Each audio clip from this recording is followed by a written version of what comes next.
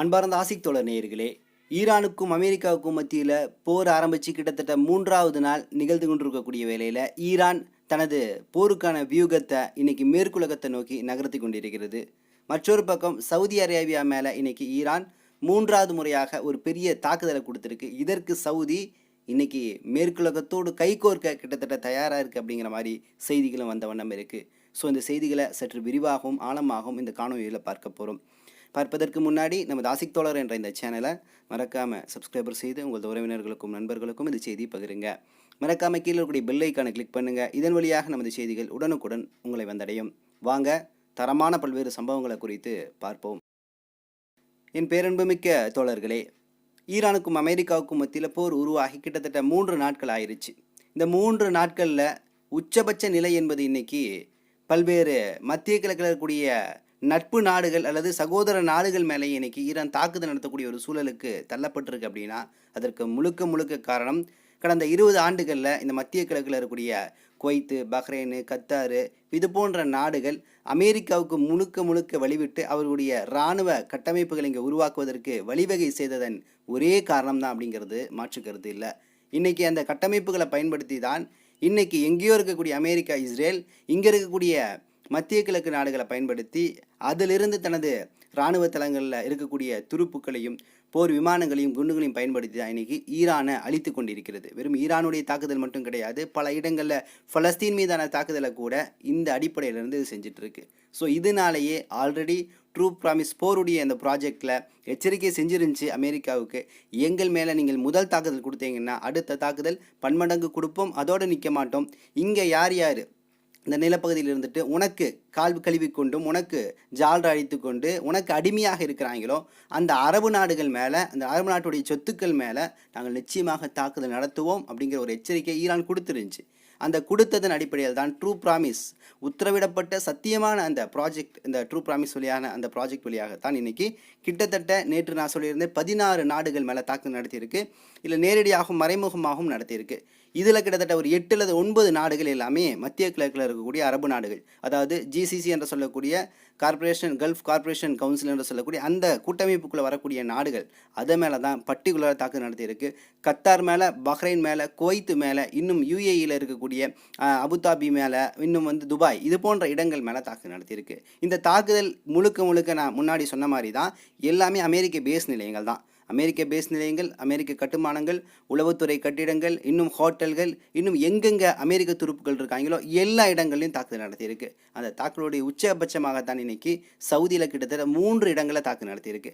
அதில் ஒருபடி மேலே போய் இன்னைக்கு அங்கே இருக்கக்கூடிய எண்ணெய் சுத்திகரிப்பு ஆலயத்தின் மேலே தாக்குதல் நடத்தியிருக்கு. அப்போ நமக்கு கேள்வி எழும், அங்கே இருக்கக்கூடிய அமெரிக்க பேஸ் நிலையங்கள், துருப்புக்கள், இந்த செயல்பாடுகள் மேலே தான் தாக்குதல் ஈரான் நடத்தும்னு சொன்னீங்க. இப்போ எண்ணெய் சுத்திகரிப்பு ஆலயத்தின் மேலே நடத்துது அப்படிங்கிற கேள்வி நமக்கு எழக்கூடிய சமயத்தில் தான் இந்த எண்ணெய் சுத்திகரிப்பு ஆலயத்தின் மூலம் கிடைக்கக்கூடிய பணங்கள் எல்லாமே ஏழை எளிய மக்களுக்கு போவதே கிடையாது. மாறாக செல்வந்தர்களுக்கும் மேற்குலகத்திற்கும் தான் பெரிய அளவில் அது பயன்பட்டு இருக்கு. அப்படிங்கிறனால அது அல்லாமல் இங்கே என்னை அழிப்பதற்கு நீ தைரியமாக அமெரிக்கா கூட கை கோர்த்துருக்கேன்னா உன்னை படிப்புனை கொடுப்பதற்காக, உனக்கு ஒரு பதிலடி கொடுப்பதற்காக, ஈரானுடைய வலிமையை காட்டுவதற்காக நிச்சயமாக நான் உனது விஷயங்களையும் நான் கை வைப்பேங்கிற அளவுக்கு தான் இன்றைக்கி ஈரான் என்ன பண்ணிகிட்டு இருக்கு, பல்வேறு இடங்களில் தாக்குதல் நடத்திட்டு இருக்கு. சவுதி அரேபியா சற்று ரொம்ப கோபமாக இருக்குது. அப்படின்னா கிட்டத்தட்ட சவுதி மேலே 3 தாக்குதலை ஈரான் நடத்தியிருக்கு. இதில் பார்த்தீங்கன்னா ஷாகது 136 ட்ரோன் அதிகமாக பயன்படுத்தியிருக்கு. முதல் தாக்குதல் ஈரானுடைய ரியாத் நகரத்தின் மேலே சில இடங்களில், அது அமெரிக்க நிலையங்கள் பக்கத்தில். 2வது தாக்குதல் பார்த்திங்கன்னா அமெரிக்க தூதரகத்தின் மேலே இன்றைய காலையில் நடத்தப்பட்ட தாக்குதல். அதற்கு முன்னாடி நேற்று தினம் நடத்தப்பட்ட தாக்குதல் தான் ஒரு பெரிய இம்பேக்டை உலகம் முழுக்க ஏற்படுத்தியிருக்கு. அது என்ன தாக்குதல்னு கேட்டிங்கன்னா, சவுதி அரேபியாவில் இருக்கக்கூடிய மிகப்பெரிய, உலகத்தில் மிகப்பெரிய எண்ணெய் சுத்திகரிப்பு ஆலையமாக இருக்கக்கூடிய ராஸ் தனூரா என்று சொல்லக்கூடிய அந்த சுத்திகரிப்பு ஆலை, இதோடைய அந்த நிறுவனம் பார்த்திங்கன்னா அரோம்கோ என்று சொல்லக்கூடிய நிறுவனம். ஸோ இந்த அரோம்கோவுடைய இந்த ராஸ் துனூரா என்று சொல்லக்கூடிய இந்த எண்ணெய் சுத்திகரிப்பு ஆலயத்தின் மேலே 2 ட்ரோன்களை, ஷாகத் 136 2 ட்ரோன்களை பயன்படுத்தி ஈரான் தாக்குதல் நடத்தினதுனால அந்த ட்ரோன்கள் அந்த இடத்துல பெரிய சேதத்தை ஏற்படுத்தியிருக்கு. அதில் தீ ஃபயர்லாம் பற்றி எரிஞ்சிருக்க ஒரு அளவு அதை கண்ட்ரோலுக்கு கொண்டு வந்துட்டாங்க அப்படின்னு சொல்லிட்டு சவுதி சேனல் வெளியிடுது நியூஸை. ஆனால் ஈரான் சொல்லுது நாங்கள் அப்படி தாக்குதலாம் நடத்தலைன்னு சொல்லுது. ஸோ இது ஈரான் நடத்திருக்கிற வாய்ப்பு இருக்கா இல்லையாங்கிற கேள்வியை தாண்டி இன்றைக்கி இந்த தாக்குதல் மூலமாக ஒரு பெரிய நட்டம் ஏற்பட்டிருக்கு சவுதி அரேபியாவுக்கு. இன்றைக்கி மத்திய கிழக்கில் பல அரபு நாடுகள் எல்லாமே, குறிப்பாக ஒபேக் என்று சொல்லக்கூடிய எண்ணெய் ஏற்றுமதி கூட்டமைப்புக்கு கீழே இருக்கக்கூடிய நாடுகள் எல்லாமே எண்ணெய் உற்பத்தியை நிறுத்தி வச்சிருக்கு. எண்ணெய் சுத்திகரிப்பு ஆலயம் எல்லாமே இயங்காத சூழலில் இருக்குது. குறிப்பாக நான் சவுதியில் சொன்னேன், இந்த ராஸ் துனூரா என்று சொல்லக்கூடிய இது நிறுத்தப்பட்டனால, இதோடைய ப்ராசஸ் கம்மியானனால எண்ணெய் ஏற்றுமதியுடைய அந்த விலை கூடியிருக்கு. பேரலுக்கு $80 இருந்துச்சு. $80 ஏன் ஆச்சு, ஏன் $70 இருந்துச்சுங்கிற கதை வேறு. நான் போன வீடியோவில் சொல்லியிருந்தேன், ட்ரம்ப் வந்து சவுதி அரேபியா MBS பட்டத்தரசர் முகமது பின் சல்மானை எச்சரித்தார், விலையை கூட்டிகிட்டே போயிட்டு இருக்கிறேன், நாங்கள் எப்படி வாங்குறதுன்னு. அவர் பேச்சு அப்படியே கேட்டு இவங்க என்ன பண்ணாங்க, இன்னும் $80-90 இருந்த அந்த விலையை திடீர்னு $60-70 கொண்டு வந்து நிறுத்தினாங்க. இதனால் என்ன ஆகி போச்சு, போன வருஷம் 2025 ஏப்ரல் மே மாதம் இந்த விலையை மாற்றினால கிட்டத்தட்ட அவர்கள் கைவசம் இருந்த 2030 விஷன் அப்படின்னு சொல்லக்கூடிய இந்த முக்காபா சிட்டி, லைன் சிட்டி, இந்த வளர்ச்சிக்கான நிதிகள் இல்லாமல் இன்றைக்கி அந்த திட்டங்கள் எல்லாமே பாதியோடு நிறுத்தப்பட்டிருக்கு. பணப்பற்றாக்குறையில் சவுதி தவிச்சிட்டு இருக்குது. ஏன்னா மிகப்பெரிய அளவில் குறைக்கப்பட்டுருச்சு. இப்போ நீங்கள் உற்பத்தியை கூட்டினா கூட $80-90 வித்துட்டு இருந்த பேரல் எல்லாமே திடீர்னு $60 நீங்கள் விற்கிறீங்கும் போது எவ்வளோ நீங்கள் குவான்டிட்டியை கூட்டினாலும் என்னாகுது, அதை ஈடு செய்ய முடியல. அந்த இடத்துல இன்றைக்கி MBS முழிச்சிட்டு இருக்கக்கூடிய வேலையில் தான் இன்றைக்கி இந்த உற்பத்தியெல்லாம் சற்று தாமதமானனால மீண்டும் $90 நோக்கி இன்றைக்கி பேரல்கள் போயிட்டுருக்கு. உற்பத்தி கம்மியாக இருக்குது, விலை கூட இருக்குது. அப்போ இங்கே பணவீக்கம் என்பது ஆட்டோமேட்டிக்காக இயலும். அப்போ இது என்ன ஆகுதுன்னா கிட்டத்தட்ட $100 நோக்கி போகக்கூடிய வாய்ப்புகள் இருந்துச்சுன்னா நிச்சயமாக பங்குச்சந்தை வீழ்ச்சி அடையும். இன்றைக்கி மத்திய கிழக்கில் இருக்கக்கூடிய பஹ்ரைன், கத்தார், குவைத்து இது போன்ற நாடுகள், UAE போன்ற நாடுகளுடைய பங்குச்சந்தை வீழ்ச்சி அடைஞ்சிருக்கு. பங்குச்சந்தையை மூடி வச்சிருக்காங்க அப்படிங்கிற செய்திகள் வருது. அங்கே இருக்கக்கூடிய முதலீடு செய்யக்கூடியவர்கள் கோல்டுலையும் டாலர்லையும் இன்றைக்கி இன்வெஸ்ட் பண்ணிட்டு இருக்கிறாங்க. ஸோ அப்போ இன்றைக்கி இந்தியாவில் இது என்ன ஆகும்னு கேட்டிங்கன்னா நேரடியான பாதிப்பு ஏற்படுத்தும். இன்றைக்கி $100 பெட்ரோல் விற்கிது, டீசல் விற்கிது அப்படின்னா அதுலேருந்து $4 ஒரு $8 கூடக்கூடிய வாய்ப்பு இருக்குது. அப்போ இதனால் வாகனங்கள் என்ன பண்ணும், அதிகமான பெட்ரோல் இதை யூஸ் பண்ணுறதுனால வாடகையை கூட்டும். அப்போ வாடகையை கூட்டக்கூடிய சமயத்தில் இது போன்ற அடிப்படை சிக்கல்கள் வரும், மக்களுடைய வாழ்வாதாரம் பாதிக்கும் அப்படிங்கிற விஷயங்களை பார்க்க முடியுது. அப்போ இது பெரிய ஆபத்தை ஏற்படுத்துது. அது மட்டும் இல்லாமல் டாலருடைய விலை கூடக்கூடிய சமயத்தில் இந்தியாவுடைய மதிப்பு இருக்குல்ல, ரூபாயுடைய மதிப்பு அது மிகவும் கம்மியாகும், பாதிப்பு ஏற்படுத்தும். இவ்வளோ பெரிய இம்பேக்டை வந்து இன்றைக்கி இந்தியா சந்திக்க ஒரு தயாரான சூழலில் இருக்குது. இது இந்தியா மட்டுமில்லை, உலகம் முழுக்க. இன்னொரு விஷயம் என்னென்னா, இந்த ஹர்மூஸ் நீரிணையுடைய முடக்கம் கிட்டத்தட்ட ஈரான் முடக்கி வச்சிருக்கு. பல எண்ணெய் ஏற்றுமதி செய்யக்கூடிய கப்பல்கள் அந்த ஹர்மூஸ் ஜலத்தில் நின்றுட்டு இருக்குது.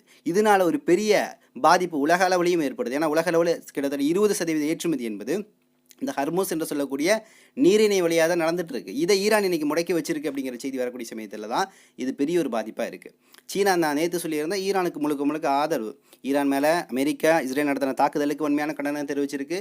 ஈரானோடு நாங்கள் பக்கபலமாக நிற்கிறோம் சீனா சொல்லியிருந்துச்சு. அதே சீனா இன்னைக்கு ஒரு ஸ்டாண்டர்ட் அப்படி கொஞ்சம் டேன் பண்ணி மாற்றிருக்கு.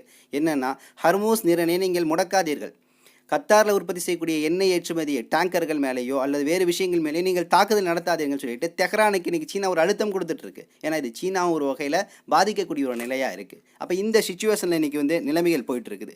இதில் ஒரு விஷயம் என்னென்னு கேட்டிங்கன்னா, நான் சொன்ன மாதிரி ரியாதில் பார்த்திங்கன்னா இன்றைக்கி US என்று சொல்லக்கூடிய அமெரிக்காவுடைய அந்த இராணுவ துருப்புக்கள் மேலே சில தாக்குதல் நடத்தியிருக்கு ரியாதில்.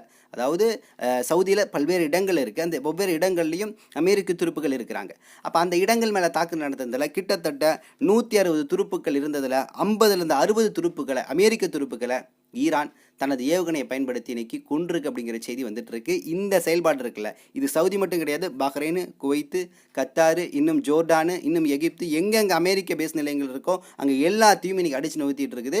இங்கிருந்து ஏவுகணை ஏவுவது இல்லாமல் தனது ஆக்சஸ் ஆஃப் ரெசிஸ்டன்ஸ் சொல்லக்கூடிய அந்த கட்டமைப்பு இருக்குல்ல, இந்த கட்டமைப்பை இன்னைக்கு ஆக்டிவேட் பண்ண ஆரம்பிச்சிருச்சு. சொல்லப்போனால் ஹிஸ்புல்லா களத்துக்கு வந்துருச்சு, ஈரானோட ஜாயின் பண்ணிருச்சு, ஹிஸ்புல்லாவுக்கு முழு அதிகாரம் கொடுக்கப்பட்டாச்சு. ஈரான் ரொம்ப அவசரமாகவே தனது கைவசம் இருக்கக்கூடிய நவீன ஆயுதங்களை உடனடியாக இன்னைக்கு வந்து லெபனானுக்கு, ஹிஸ்புல்லாவுக்கு கொடுத்து கொண்டிருக்கிறது. ஹிஸ்புல்லா இஸ்ரேலை நோக்கி சரமாரியான தாக்குதல் நடத்திட்டு இருக்கு.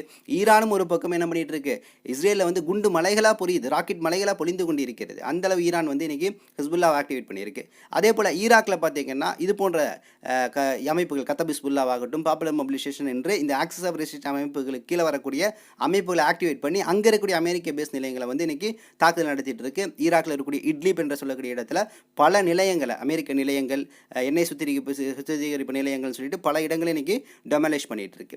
இதில் அடுத்த ஒரு புதிய செய்தி என்னன்னா, பஹ்ரைன் இருக்குல்ல, பஹ்ரைன் தான் வந்து கிட்டத்தட்ட ஈரானுக்கு ரொம்ப பிடிச்ச நாடு போல இருக்குது. பஹ்ரைன் மேலே சரமாரியான முறையாக தாக்குதல். இந்த தாக்குதலில் இன்றைக்கி ஒரு வேலை என்ன செஞ்சுருக்குன்னா, இவ்வளவு நாள் மறைமுகமாக இருந்த ஆக்சஸ் ஆஃப் ரெசிஸ்டன்ட் அமைப்புக்கு கீழே வரக்கூடிய ஒரு போராளி குழு பஹ்ரைனுக்குள்ளே இருந்து இன்றைக்கி பஹ்ரைனுடைய அமெரிக்க தளங்களை நோக்கி தாக்குதல் நடத்திட்டு இருக்கு. அப்போ இது ஒரு பெரிய பரந்தி விரிந்த தாக்குதலை, பெரிய ஒரு நிலையை வந்து ஈரான் அகண்ட கைகளாக இன்னைக்கு பரப்பி இந்த தாக்குதலை தன் கைவசம் படுத்தி ஒரு நிலையிலேருந்து எடுத்துகிட்டு இருக்கு. ஸோ இந்த நிலை தான் இன்னைக்கு அமெரிக்காவை கதிகள் அங்கே வச்சுட்டு இருக்கு. ஏன்னு கேட்டிங்கன்னா, அமெரிக்கா இன்னைக்கு சொல்லிட்டு இருக்கு, எங்கள் கைவசம் இருக்கக்கூடிய ஏர் டிஃபென்ஸ் சிஸ்டத்துடைய அந்த தாமிரா மிசைல்கள் இன்றைக்கி வந்து குறைவான நிலையில் இருக்குது. ஸோ இந்த தாக்குதலை இடைமறிப்பு செய்வது என்பது பெரிய சவாலாக இருக்குது. அதனால நாங்கள் வந்து இன்றைக்கி தென்கொரியாவில் இருக்கக்கூடிய தேட் என்று சொல்லக்கூடிய அந்த ஏர் டிஃபென்ஸ் சிஸ்டம், மிசைல் இருக்கும்ல, பேட்டரி ஆர்ட் சிஸ்டம், அதை நாங்கள் இங்கே கொண்டு வந்து என்ன பண்ண போகிறோம், ஆக்டிவேட் பண்ண போகிறோங்கிற அளவுக்கு இன்றைக்கி இடைமாற்றக்கூடிய அளவுக்கு பற்றாக்குறை என்பது இன்றைக்கி என்ன இருக்குது, அமெரிக்காவுக்கு எழுந்திருக்கு. ஸோ அமெரிக்கா வசமாக சிக்கிருச்சுன்னு தான் சொல்ல முடியும். வேறு வழியே இல்லை. இன்றைக்கி விதி புழுங்கி நின்று கொண்டு இருக்கிறது. ஸோ இந்த போர் 3ஆம் உலகப் போரை நோக்கி போகக்கூடிய வாய்ப்புகள் இருக்குன்னு எதை மையமாக வச்சு சொல்கிறோன்னு கேட்டிங்கன்னா, ஈரான் இன்றைக்கி பல இடத்துல தன் கைகளை விரித்து இன்றைக்கி அமெரிக்காவுக்கு தூது போகக்கூடிய, அடிமையாக இருக்கக்கூடிய எல்லா அரபு தலைவர்களையும் கதற விட்டுட்டுருக்கூடிய வேலையில் அதை தாண்டி இன்றைக்கி மேற்குலகத்தை நோக்கி நகர்ந்துட்டுருக்கு. ஏன்னா சைப்ரஸ் என்று சொல்லக்கூடிய இடத்துல இருக்கக்கூடிய இந்த பிரிட்டிஷுடைய ஒரு கடற்படை சார்ந்த இடங்கள் மேலே ஈரான் இன்றைக்கி ட்ரோனை வச்சு அடிச்சிருக்கு. இந்த பிரிட்டிஷுடைய அடி தான் இன்றைக்கி மேற்குலகத்தை நோக்கி போருக்கு நகர்த்திட்டு இருக்கு. ஏன்னா மேற்குலகத்தில் இருக்கக்கூடிய ஜெர்மன், இத்தாலி, இன்னும் பிரிட்டிஷ், இங்கிலாந்து போன்ற நாடுகள் நாங்கள் மத்திய கிழக்கில் இருக்கக்கூடிய நாடுகளுக்கு பாதுகாப்பாக உள்ளே வரப்போகிறோம் அப்படிங்கிற மாதிரி சில அறிவிப்புகளை கொடுத்துருக்காங்க. ஒருவேளை அவங்க உள்ளே வந்துட்டாங்கன்னா ரஷ்யா, சீனா உள்ள வர வாய்ப்பு இருக்குது. குறிப்பாக ரஷ்யா வரக்கூடிய வாய்ப்பு இருக்குது. ஏன்னா ரஷ்யாவுடைய தலைவர் விளாடிமிர் புட்டின் சமீபமாக கொடுத்த அந்த பேட்டிகள்லாம் பார்க்கும்போது அவருடைய நிலைப்பாடு கொஞ்சம் தளர்ந்துருக்கு. அவர் என்ன சொல்கிறாருன்னா, இவ்வளவு ஆண்டுகளாக ஒமானுடைய தலைமையில் ஈரானுக்கும் அமெரிக்காவுக்கும் மத்தியில் பல கட்ட பேச்சுவார்த்தை நடந்திருக்கு. எல்லாமே தோல்வியில் முடிஞ்சிருக்கு.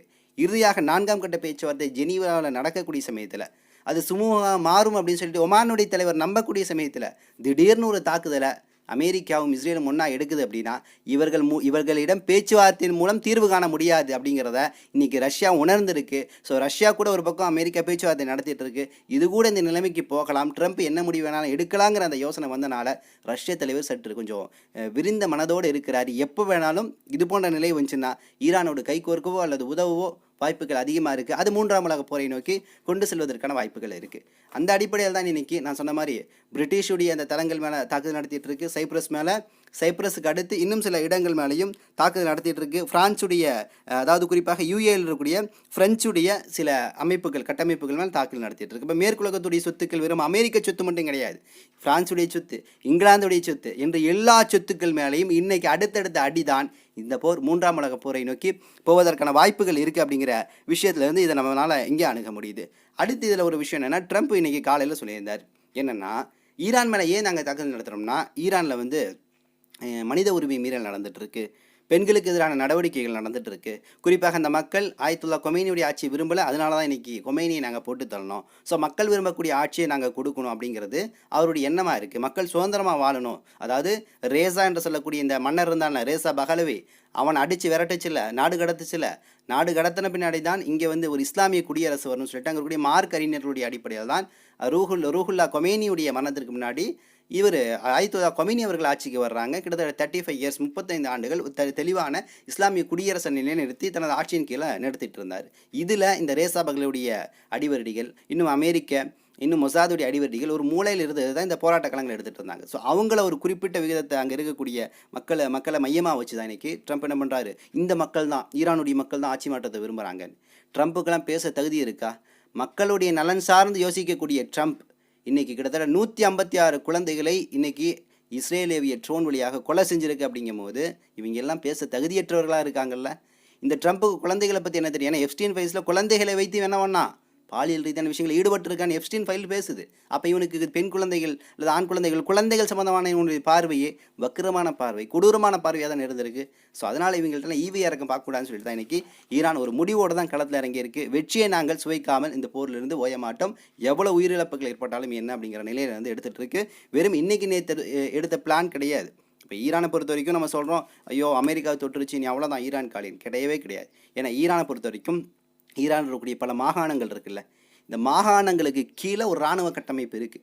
இன்றைக்கி ஈரானுடைய குறிப்பிட்ட தலைவர்கள் சொல்கிறாங்க, நீங்கள் வானத்தில் எங்களை தேடிட்டு இருக்கிறீங்க, நாங்கள் பூமிக்கு அடியிலிருந்து உங்களை தாக்குவதற்கு தயாராக இருக்கும்னு சொல்லிட்டு இருக்கு. ஏன்னா இன்றைக்கி ஒரு மிகப்பெரிய பிரம்மாண்டமான மிசைல் சிட்டியோடைய ஒரு வீடியோ காட்சி இன்றைக்கி ஈரான் வெளியிட்டிருக்கு. இந்த மிசைல் சிட்டி ஒரு மாகாணத்தில் கிடையாது, பல்வேறு மாகாணங்களில் நிலத்துக்கடியில் வந்து இது வந்து செட்டப் பண்ணியிருக்கு. அந்த நிலத்துக்கடியில் பிரம்மாண்டமாக 136 போன்ற ட்ரோன்கள், அது மட்டும் கிடையாது, அந்த மாகாணங்களில் கைபர் ஷெகான் என்று சொல்லக்கூடிய ராக்கெட்டுகள் இருக்குது, ஹஜ் கசேம் என்று சொல்லக்கூடிய ராக்கெட்டுகள் இருக்குது. இப்போ இதெல்லாமே ஆயிரக்கணக்கான ராக்கெட்டுகள் வந்து அந்த மாகாணங்களுக்கு கீழே வந்து நிலத்துக்கடியில் வந்து இன்றைக்கி ஈரான் வந்து புயற்சி வச்சுருக்குது. அந்த சிட்டியை தான் இன்றைக்கி வெளிப்படுத்தியிருக்கு. இதை பார்த்த பின்னாடி இன்றைக்கி வந்து பல மேற்குலகங்கள் கதிகலங்குது. ஏன்னா மிக பிரம்மாண்டமான சிட்டி, ஆயிரக்கணக்கான ட்ரோன்கள் நிற்கிது.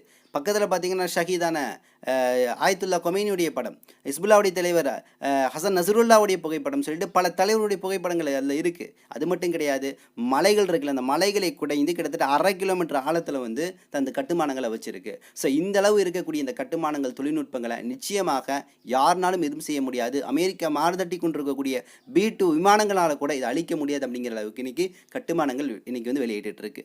இதில் நீங்கள் பார்க்கணும், இதுவரையும் ஜென்ரேஷன் 1, 2, 3 ஜென்ரேஷன் வரையும் தான் இன்றைக்கி ராக்கெட்டுகளை பயன்படுத்தி இருக்குது. 4th ஜென்னு 5th ஜென்னெல்லாம் இது பயன்படுத்துச்சு அப்படின்னா அதோடைய தாக்கம் ஒரு பெரிய அழிவை வந்து மேற்குலகத்துக்கு ஏற்படுத்தும், இந்த அரபு அடிமைகளுக்கு ஏற்படுத்தும் அப்படிங்கிறத மாற்று கருத்து கிடையாது. அப்போ இன்றைக்கி தெளிவாக ஈரான் செயல்பட்டு இருக்கு.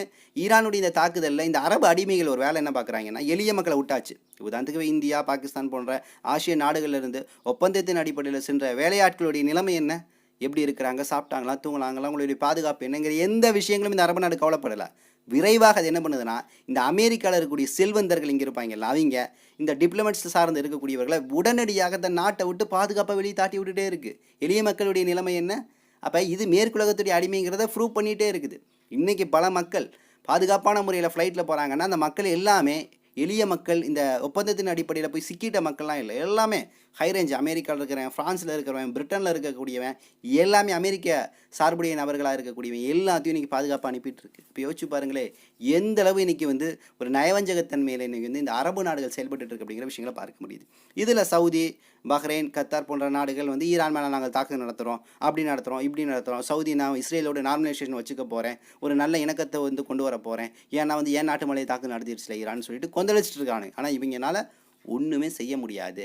ஒரு நாடகம் வேணால் நடத்தலாம், அடிக்கிற மாதிரி ஏதோ ஒரு பாலைவனத்தில் குண்டை போட்டுட்டு நாங்கள் அடிச்சிட்டோம் அப்படின்னு வேணால் மாறுதட்டலாம், தவிர இவர்களால் எதுவுமே செய்ய முடியாதுன்னு சொல்லிட்டு தான் இன்றைக்கி நம்மளால் இங்கே பார்க்க முடியும். இதில் ஈரானில் இருக்கக்கூடிய அமெரிக்க பேஸ் நிலையங்களை இன்றைக்கி அங்கே இருக்கக்கூடிய கத்தார் ஹிஸ்புல்லா மற்றும் பாப்புலர் மொபிலைசேஷன் அடைச்சிட்டு இருக்கிறாங்க அப்படின்னு சொல்லக்கூடிய செய்தியை நான் சொல்லியிருந்தேன்ல. ஸோ இந்த இடத்துல தான் ஈரானில் இருக்கக்கூடிய குர்திஸ் பிரிவை சார்ந்த 2 தலைவர்களுக்கு ட்ரம்ப் ஃபோன் பண்ணி பேசியிருக்கிறார். இங்கே பாருப்பா, எங்களுடைய நிலையங்களை அடிக்கிறாங்க, நீங்கள் எங்கள் கூட கைகோர்த்துக்குங்க அப்படின்னு சொல்லக்கூடிய அழைப்பை இன்றைக்கி ட்ரம்ப் கொடுத்து அங்கே இருக்கக்கூடிய குர்திஸ் பிரிவை சார்ந்தவர்களை வந்து நேரடியாக அங்கே இருக்கக்கூடிய போராளி குழுக்களுக்கு எதிராக செயல்படக்கூடிய ஒரு சூழலை வந்து இன்னைக்கு ட்ரம்ப் உருவாக்கிட்டு இருக்கிறாரு. ட்ரம்ப்பும் நெத்தன்யாகவும் ஆழம் தெரியாமல் காலை விட்டு இன்றைக்கி கதறிட்டு இருக்காங்கன்னு தான் நம்மளால் இங்கே பார்க்க முடியுது. இதில் இன்னொரு விஷயத்தை நீங்கள் பார்க்கணும், இன்றைக்கி ஈரானுக்கு ஆதரவாக உலகத்தில் இருக்கக்கூடிய பல மக்கள் இன்றைக்கி போர்க்கொடியை தூக்கிட்டு இருக்காங்க, ஆதரவாக ஆர்ப்பாட்டங்கள், போராட்டங்களை நடத்திட்டு இருக்காங்க. பல இடங்கள் ஆயத்துல்லா கொமீனியுடைய மரணத்திற்காக துக்கம் செலுத்திட்டு இருக்காங்க. ஸோ அந்த வரிசையில் இந்த இம்பாக்ட் வந்து பாகிஸ்தான் இந்தியாவில் ஏற்படுத்தியிருக்கு. பாகிஸ்தானில் கொஞ்சம் மூர்க்கமாக போயிருக்காங்க. ஏன்னா பாகிஸ்தானில் இப்போ இந்தியாவை பொறுத்த வரைக்கும் அமெரிக்க தூதரகத்தின் மேலே முற்றுகையிடுறாங்க. இப்போ சென்னையில் கூட அமெரிக்க தூதரகத்தின் முன்னாடி ஒரு ஆர்ப்பாட்டம்லாம் நடத்துகிறாங்க. அப்போ இந்த நிலைப்பாடை தாண்டி பாகிஸ்தானில் இருக்கக்கூடியவர்கள் என்ன பண்ணுறாங்கன்னா, அமெரிக்க தூதரகத்தை உடைத்து உள்ளே போகிறாங்க. அங்கே வந்து பாகிஸ்தானுடைய இராணுவம் அவர்கள் மேலே துப்பாக்கிச்சூடு நடத்திருக்கு. இதில் 10 நபர்கள் இறந்திருக்கிறாங்க அப்படிங்கிற செய்தி வருது. ஸோ இந்த அளவு பாகிஸ்தானில் இருக்குது. இந்தியாவை எடுத்துட்டிங்கன்னா பல இடங்களில் நடந்து. இதில் ஒரு சிறப்பான விஷயம் என்னன்னு கேட்டிங்கன்னா, கர்நாடகா மாநிலத்தில் இருக்கக்கூடிய சிப்பாக்கல் என்று சொல்லக்கூடிய மாநிலத்து பக்கத்தில் இருக்கக்கூடிய அலிபூர் என்று சொல்லக்கூடிய ஒரு கிராமம் இருக்குது. இந்த கிராமத்தில் சமீபமாக ஈரானுடைய சுப்ரீம் தலைவர் ஆயத்துல்லா கொமேனி அவருடைய அந்த மரணத்திற்காக 3 நாள் நாங்கள் வந்து துக்கம் செலுத்துகிறோம் அப்படின்னு சொல்லக்கூடிய ஒரு செய்தி வெளியிட்டிருக்கிறாங்க. இந்த அலிபூர் என்று சொல்லக்கூடிய இந்த கிராமத்தில் கிட்டத்தட்ட 25,000 முஸ்லீம்கள் இருக்காங்க. இல்லை 90% எல்லாமே ஷியாக்களாக இருக்கிறாங்க. ஸோ இவர்கள் கருப்பாடை அணிந்து கொண்டு 3 நாட்கள் வந்து ஆயத்துல்லா கொமேனிக்கு இரங்கல் செலுத்தும் விதமாக தங்களது நிலைப்பாட்டை எடுத்திருக்காங்க. ஸோ ஏன் இந்த மக்கள் இந்த கிராமத்தில் இவ்வளோ ஷியாக்கள் இருக்கிறாங்க, இவர்கள் ஏன் இந்த நிலைப்பாட்டை எடுத்திருக்காங்க அப்படின்னு கேட்டிங்கன்னா, ஒரு சுவாரஸ்யமான விஷயம், 1980 பார்த்தீங்கன்னா ரூஹு குமைனி இருக்கார்ல, அவருடைய உத்தரவின் அடிப்படையில் வந்து ஆயத்துல்லா கொமேனி அவர்கள் இந்த கிராமத்துக்கு வந்திருக்கிறார். இந்தியாவில் குறிப்பாக இந்த கிராமத்துக்கு வந்து விசிட் பண்ணியிருக்கிறார். இங்கே ஒரு மருத்துவமனை கட்டப்பட்டிருக்கு. அதாவது ஈரானுடைய உதவியின் அடிப்படையில் ஒரு மருத்துவமனை கட்டப்பட்டிருக்கு. அதோடைய திறப்பு விழாவுக்கு ஆயத்துல்லா கொமேனி அவர்கள் வருகை தந்திருக்காங்க. ஸோ 1980 வந்து அந்த வருகை தந்ததன் நினைவாக இன்றைக்கும் அங்கே ஷியா மக்கள் எல்லாமே மிகவும் நன்றி உணர்வோடு இருக்கிறாங்க. இன்னும் சொல்லணும்னா தெஹ்ரான், இஸ்பஹான் போன்ற ஈரானுடைய முக்கியமான பெரும் நகரங்களுக்கு இங்கே கிராமத்தில் இருந்து பல நபர்கள் அங்கே போய் படிச்சுட்டு இருக்கிறாங்க. மருத்துவ படிப்புன்னு சொல்லிட்டு பல படிப்புகளை ஈரானில் வந்து படித்து இங்கே வந்து கொண்டிருக்கிறார்கள். அந்த அளவு ஒரு தொடர்பு இருக்குது இந்த கிராமத்திற்கும் ஈரானுக்கும் மத்தியில் அப்படிங்கிற விஷயத்தை பார்க்க முடியுது. ஸோ அவர்கள் இங்கே வந்ததன் நினைவாகத்தான் இவங்க என்ன பண்ணுறாங்கன்னா 3 நாட்கள் நாங்கள் வந்து துக்கம் செலுத்துகிறோம் அப்படிங்கிற ஒரு விஷயத்தை இங்கே பதிவு பார்க்க முடியுது. ஆக இன்னைக்கு ஈரான் நடத்தக்கூடிய இந்த போர் என்பது நிச்சயமாக ஒரு வாழ்வா சாவா அப்படிங்கிற ஒரு போராகத்தான் இருக்குது. தனது இருப்புக்கே ஒரு மிகப்பெரிய கேள்வி எழக்கூடிய சமயத்தில் இந்த போரை இன்னைக்கு ஒரு அகண்ட நிலையிலிருந்து எடுத்துகிட்டு இருக்கு. இதில் வருத்தமான செய்தி என்னன்னா, எந்த அமெரிக்காவுடைய ஏகாதிபத்தியத்தை, இஸ்ரேலுடைய ஏகாதிபத்தியத்தை, முஸ்லீம்களை இனப்படுகொலை செய்ய வேண்டும் என்று கங்கணம் கட்டி கொண்டிருக்கக்கூடிய இந்த மேற்குலகத்துடைய இந்த செயல்பாடை முடக்க வேண்டும் என்ற அந்த தலையாய கடமையை சுமந்து கொண்டிருக்கக்கூடிய இந்த முஸ்லீம் உம்மத்தில் ஈரான் ஃப்ரண்ட்டில் நின்று இன்னைக்கு அதை செஞ்சுட்டு இருக்கு. மற்ற அரபு நாடுகள் எல்லாமே உதவி செய்யாவிட்டாலும் பரவாயில்ல, அவர்கள் எதிரியின் பக்கம் இருந்து இந்த ஈரானை அழிக்கக்கூடிய இடத்துல செயல்படக்கூடிய இந்த நிலைப்பாடு நிச்சயமாக ஒரு பெரிய ஆபத்தான நிலைப்பாடு. ஈரான் நிச்சயமாக வலிமையான நாடாக இருக்குது. இறைவனுடைய உதவி நேரடியாக ஈரானுக்கு கிடைச்சிட்டு இருக்கு. அதை கொண்டு அவர்கள் நிச்சயமாக அமெரிக்காவையும் இந்த மேற்குலகையும் வெல்வார்கள் அப்படிங்கிறத உறுதியாக நாம் நம்புவோம். காரணம், உலகத்தில் எவ்வளவு பெரிய தீய சக்தியாக இருந்தாலும் அந்த தீய சக்தி எதிர்க்கக்கூடிய நிலையிலிருந்து போராடக்கூடியவர்கள், அவருடைய கொள்கை கருத்து முரண்பாடுகள் எல்லாம் கலைந்து அவருடைய கரங்களையும் அவருடைய வார்த்தைகளையும் வலிமைப்படுத்துவதற்கு நம்ம காத்துட்ருக்கோம் அப்படிங்கிறது தான் யதார்த்தமாக நம்ம களத்தில் புரிந்து கொள்ளக்கூடிய செய்தியாக இருக்கிறது. ஸோ இன்னும் சில தகவல்களை திரட்டி கொண்டு இன்ஷா அல்லாஹ் விரைவில் வந்து உங்களை சந்திக்கின்றேன். நன்றி. அஸ்ஸலாமு அலைக்கும் வரஹ்மத்துல்லாஹி வபரகாத்துஹு.